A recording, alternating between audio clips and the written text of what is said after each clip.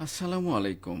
সন্ধে ৭টা, বাংলাদেশ বেতার, রাজশাহী। স্থানীয় সংবাদ পড়ছি আব্দুল মান্নাফ আকন্দ। বর্ষা মৌসুমে নগরীর জলাবদ্ধতা নিরসন এবং পানি নিষ্কাশন ব্যবস্থা সচল রাখতে রাজশাহী সিটি কর্পোরেশন চলমান ড্রেন পরিষ্কার কার্যক্রম পরিদর্শন করেছেন জেলা প্রশাসক মোহাম্মদ মাহফুজুর রহমান রিটন।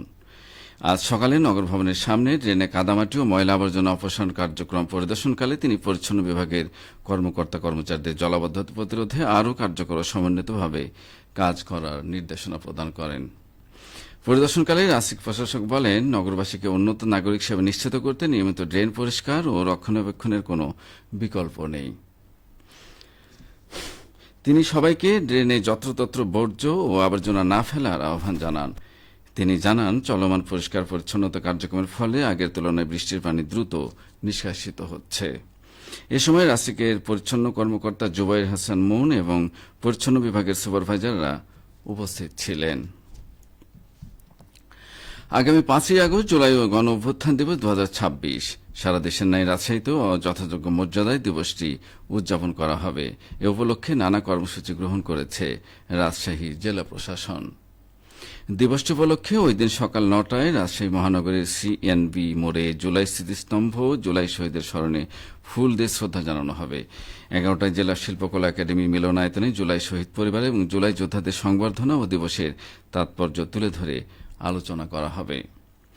এছাড়া সুবিধাজনক সময়ে রাজশাহী সিটি কর্পোরেশন ও সকল পৌরসভায় আলোকচিত্র প্রদর্শনী করা হবে। সকল মসজিদে জুলাই শহীদদের বিদায়ী আত্মার মাগফেরা, জুলাই যোদ্ধাদের সুস্বাস্থ্য, দেশের উন্নয়ন ও অগ্রগতি কামনা করে বিশেষ মোনাজাত করা হবে এবং অন্যান্য ধর্মীয় উপাসনালয়ে প্রার্থনা করা হবে। রাজশাহী মহানগরীর সড়ক দ্বীপসমূহ এবং অন্যান্য গুরুত্বপূর্ণ স্থানসমূহে জাতীয় পতাকা সহ বিভিন্ন ব্যানার, ফেস্টুন ও রঙিন নিশান দ্বারা সজ্জিত করা হবে। সকল শিক্ষা প্রতিষ্ঠানে রচনা, আবৃত্তি ও চিত্রাঙ্কন প্রতিযোগিতা এবং জুলাই গণঅভ্যুত্থান দিবসের তাৎপর্য সম্পর্কে আলোচনা করা হবে। নাটোরে 2024 সালে ছাত্র জনতার ঐতিহাসিক জুলাই অভ্যুত্থানের বীরত্ব গাথা, আত্মত্যাগ এবং নতুন বাংলাদেশ গড়ার প্রত্যয়ে সঙ্গীতানুষ্ঠান গানে গানে জুলাই আয়োজন করা হয়। আজ বিকেলে জেলা শিল্পকলা একাডেমি নিজস্ব মিলনায়তনে এই সঙ্গীতানুষ্ঠান আয়োজন করে। নাটোরের অতিরিক্ত জেলা প্রশাসক সার্বিক মোহাম্মদ আবুল হায়াত অনুষ্ঠানে প্রধান অতিথি হিসেবে উপস্থিত ছিলেন। অনুষ্ঠানে জেলা শিল্পকলা একাডেমির প্রশিক্ষণার্থী ছাড়াও বিভিন্ন সাংস্কৃতিক সংগঠনের শিল্পীবৃন্দ সঙ্গীত পরিবেশন করেন। জেলা কালচারাল অফিসার মোহাম্মদ শাহাদ হোসেন সূচনা বক্তব্যে বলেন, 2024 সালে ছাত্র জনতার ঐতিহাসিক জুলাই অভ্যুত্থানের বীরত্বগাথা এবং আত্মত্যাগকে কৃতজ্ঞ জাতি শ্রদ্ধায় আজীবন স্মরণ করবে। জীবনের সূচনায় মাতৃদুগ্ধ পান, টেকসই উদ্যোগ করি বেগবান, এই প্রতিপাদ্যকে সামনে রেখে পাবনায় বিশ্ব মাতৃদুগ্ধ সপ্তাহের উদ্বোধন করা হয়েছে। জনস্বাস্থ্য পুষ্টি প্রতিষ্ঠান এবং সিভিল সার্জন অফিস পাবনার উদ্যোগে আজ দুপুরে এ উপলক্ষে একটি র্যালি বের করা হয়। পরে সিভিল সার্জন অফিসের সম্মেলন কক্ষে আলোচনা সভা অনুষ্ঠিত হয়। পাবনার civil surgeon doctor Abul Kalam আজাদের সভাপতিত্বে এবং সিনিয়র স্বাস্থ্য শিক্ষা কর্মকর্তা কুদরতুল্লাহের পরিচালনায় আলোচনা সভায় বক্তব্য দেন deputy civil surgeon doctor Mohammad Khairul Kabir, পরিবার পরিকল্পনা বিভাগের উপপরিচালক ABM শরীফুল হক।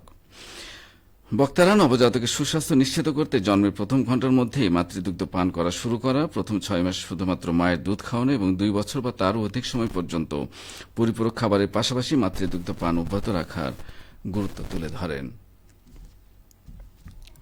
নওগাঁয় চালের দর স্থিতিশীল রাখতে মিল পর্যায়ে অভিযান শুরু হয়েছে।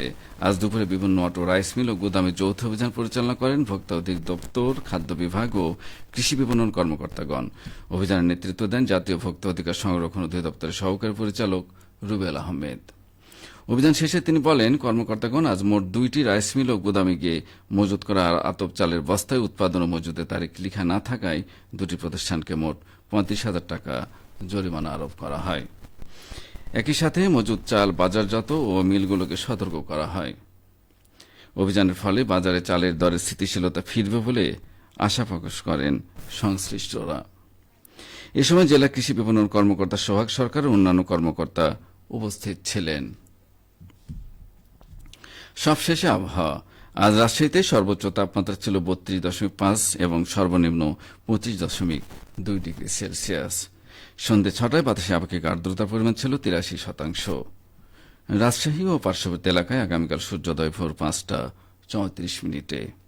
সংবাদ শেষ হলো। আমাদের পরবর্তী স্থানীয় সংবাদ প্রচারিত হবে আগামীকাল সকাল 8:10।